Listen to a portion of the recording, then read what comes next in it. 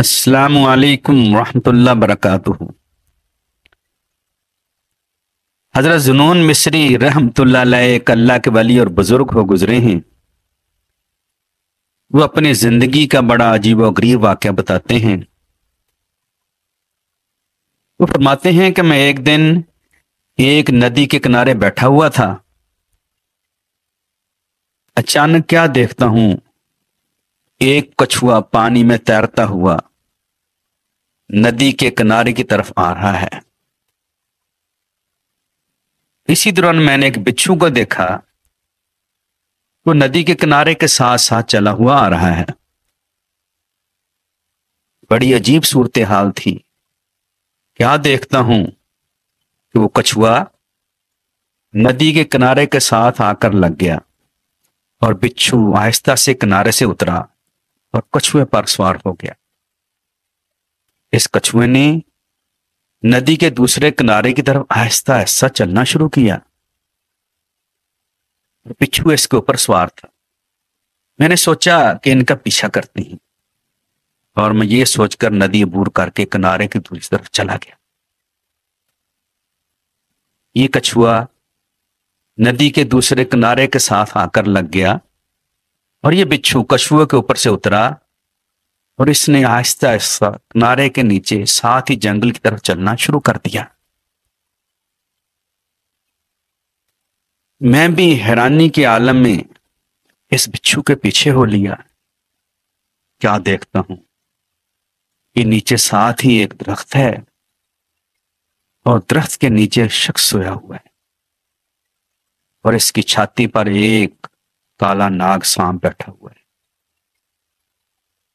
یہ بچھو پیچھے سے آرام سے جاتا ہے اور جا کر ناگ کے ڈنک مار دیتا ہے اور وہ کالا ناگ وہیں ڈھیر ہو جاتا ہے۔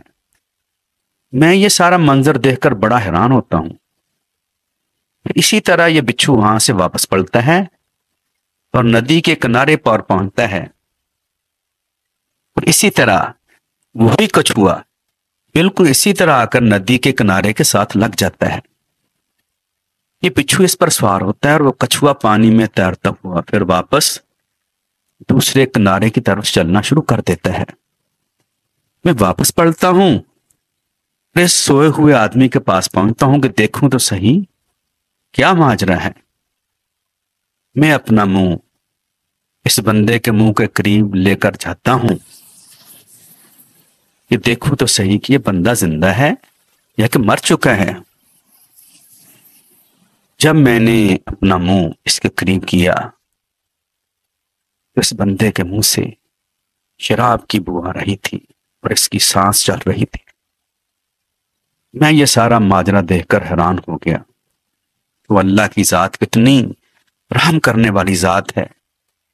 ایک اس کا نافرمان بندہ اتنا بڑا گناہ کر کے شراب پی کر سویا ہوا ہے۔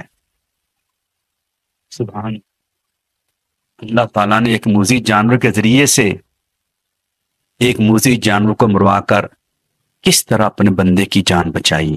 دوستو، اس اللہ کی ذات کے بارے نیارے ہیں، کوئی اپنے بندے کے عیبوں کو نہیں دیکھتا۔ دوستو، کیوں نہ ہو اپنا تعلق اسی ذات سے ہی مضبوط کر لیں، اسی ذات کے ساتھ ہی قائم کر لیں، اسی کو اپنا دوست بنا لیں کہ وہ اپنے بندوں پر اتنا مہربان ہے کہ اپنے ایک نافرمان اور گناہ گار بندے کی حفاظت موذی جانور سے کروا رہا ہے۔ دوستو، وہی حافظ ہے، وہی حفیظ ہے، وہی ہر چیز پر قادر ہے۔ اسی لیے کہتے ہیں نا کہ اسے اللہ رکھے اسے کون چکھے۔